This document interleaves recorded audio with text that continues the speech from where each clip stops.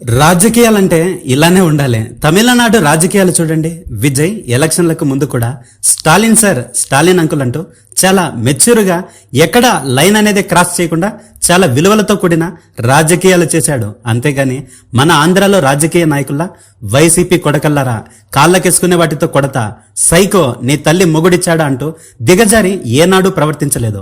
అధికారం కోసం ఆడపిల్లలను అడ్డు పెట్టుకుని 30,000 మంది ఆడపిల్లలు తప్పిపోయారంటూ తమ హయాంలో జరిగిన సుగాలి ప్రీతి కేసును కూడా జగన్ మెడకు చుట్టి మరీ రాజకీయంగా ఎదగాలనుకున్నారు. కానీ విజయ్ ఎప్పుడు ఇలాంటి పనులు చేయలేదు. విజయ్ అధికారంలోకి వచ్చి సీఎం అయినా కూడా చాలా హుందాగా డిఎంకే స్టాలిన్ ఇంటికెళ్లి మరీ పలకరించడం కానీ, ప్రతిపక్ష నాయకుడైన ఉదయనిధి స్టాలిన్ ని కౌగులించుకోవడం కానీ చాలా హుందాగా వ్యవహరించాడు. తమిళనాడు రాజకీయాల్లోనే కాదు, తెలంగాణ రాజకీయాల్లో కూడా ఓటుకు నోటు కేసులో రేవంత్ రెడ్డిని జైల్లో వేసినా సరే, 10 సంవత్సరాలు రేవంత్ రెడ్డిని కేసీఆర్ ముప్పు తిప్పలు పెట్టినా సరే, అధికారంలోకి వచ్చిన వెంటనే కేసీఆర్ కాలికి గాయమై హాస్పిటల్లో ఉంటే కేటీఆర్ తో కలిసి రేవంత్ రెడ్డి కేసీఆర్ ని పలకరించడానికి వెళ్లాడు. చాలా హుందాగా. అంతవరకు బానే ఉంది. కానీ అసెంబ్లీలో బహిరంగ సభల్లో రేవంత్ రెడ్డి గారు మాట్లాడిన భాష మాత్రం చాలా జిగుప్సాకరం. పండబెట్టి తొక్కుతా, పేగులు మెడలా వేసుకుంటా అంటూ ముఖ్యమంత్రి స్థానంలో ఉండి ఇలా మాట్లాడితే ఇక సామాన్య మానవుడు ఏ రీతిలో మాట్లాడాలి? వాళ్ళెన్ని తిట్టుకున్నా, బూతులు మాట్లాడుకున్నా సరే అవి రాజకీయాలకు పరిమితమై ఉంటాయి. కానీ పర్సనల్ గా ఎవరికి ఎవరు శత్రువులు కాదు. వాళ్ళ పిల్లలకు వీళ్ళెళ్తారు, వీళ్ళ పిల్లలకు వాళ్ళొస్తారు. రాజకీయంగా వైరుధ్యాలు తప్ప వాళ్ళకేమి గట్టు పంచాయతీలు లేవు. తమిళనాడులో కానీ తెలంగాణలో కానీ డీలిమిటేషన్ కు వ్యతిరేకంగా అధికార ప్రతిపక్ష పార్టీలన్నీ ఒక్కటయ్యాయి. డీలిమిటేషన్ బిల్లును వ్యతిరేకించాయి. అంతెందుకు, ఢిల్లీలో రాహుల్ గాంధీ ఏకంగా మోడీనే కౌగిలించుకున్నాడు నిండు పార్లమెంటులో. తరువాత అది కొంచెం వ్యంగ్యంగా అయినా సరే, రాహుల్ గాంధీ మోడీతో రాజకీయంగా విభేదించినా సరే, రాహుల్ గాంధీ బీజేపీ వాళ్ళతో చాలా సరదాగా ఉంటాడు. బీజేపీ వాళ్ళని శత్రువుల్లా చూడడు, కేవలం రాజకీయ ప్రత్యర్థులుగానే చూస్తాడు. అంతెందుకు, రాజీవ్ గాంధీ కూడా వాజ్పేయిని చాలా గౌరవించేవాడు. అధికారంలో ప్రతిపక్ష పార్టీలో ఉండే ఇద్దరు నాయకులు సరిగ్గా ఉంటే చాలబ్బా రాష్ట్రం బాగుపడుతుంది. కార్యకర్తలు కూడా పార్టీల పేరు చెప్పి గొడవలు పడకుండా ఉంటాడు.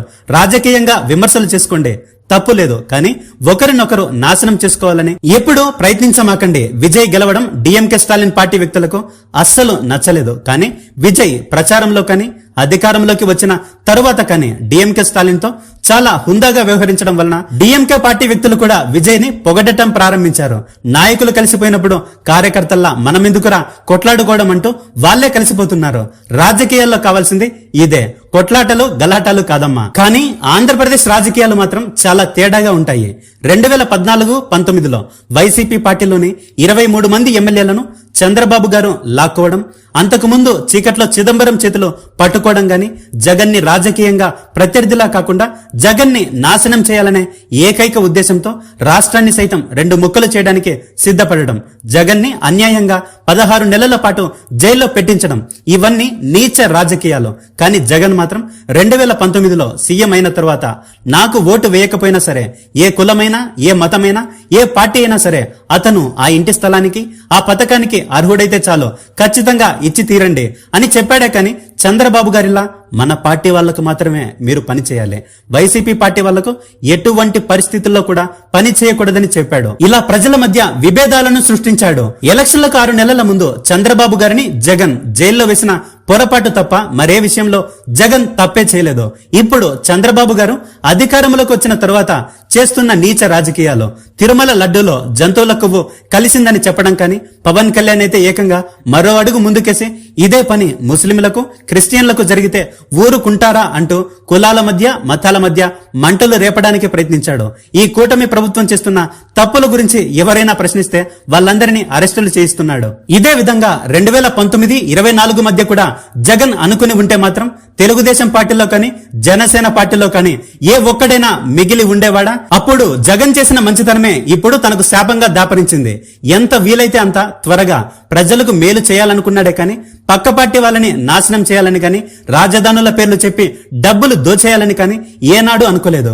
భవిష్యత్తులో 2029లో ఆ భగవంతుడి దయ వలన జగన్ సీఎం అయితే మళ్ళీ ముందులానే మంచిగా ఉంటాడనుకుంటే మాత్రం అది మీ భ్రమే అవుతుంది. ఆల్రెడీ ఒకసారి ఛాన్స్ ఇచ్చాడు. జగన్ మంచితనాన్ని ఆసరాగా తీసుకుని మీరు విషం చిమ్మడం ప్రారంభించాడు. రేపు జగన్ కి అవకాశం వచ్చిన తర్వాత అటు తిరిగిచ్చేస్తాడు. ఒకవేళ జగన్ ఇవ్వలేకపోయినా జనం మాత్రం కామ్గా ఉండరు, జంక్షన్లు జామ్ చేస్తారు. అందుకే ఇప్పటికైనా మారండి అని నేను చెప్పడం లేదు. ఆల్రెడీ చేయకూడని తప్పులు మీరు చేసేశారు. చంద్రబాబు గారు, నారా లోకేష్, పవన్ కళ్యాణ్ వీళ్ళైతే దేశాలను దాటి వెళ్ళిపోతారు. కానీ తెలుగుదేశం, జనసేన పార్టీల సామాన్య కార్యకర్తల పరిస్థితి ఏంటి? వాళ్ళు ఎక్కడికైనా వెళ్తారు. రాజకీయాల్ని రాజకీయాలుగా చేయండి. కార్యకర్తలైనా, నాయకులైనా, జనాలైనా రాజకీయ ప్రత్యర్థులను ప్రత్యర్థులుగానే చూడండి తప్ప శత్రువుల్లా చూడకండి. అది ఇద్దరికీ మంచిది కాదు. యుద్ధం ఎప్పుడు విషాదాన్ని మిగులుస్తుంది తప్ప శాంతిని ప్రసాదించదు.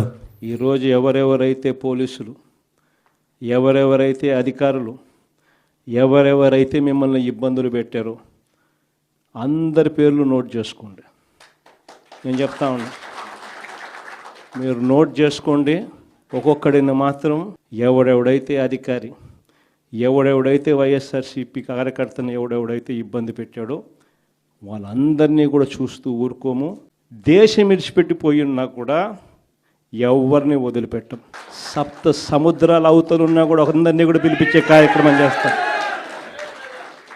పిలిపించిన తర్వాత సినిమా మామూలుగా ఉండదు.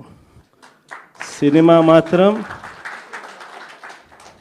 అదో లెవెల్లో ఉంటుంది. సినిమా మాత్రం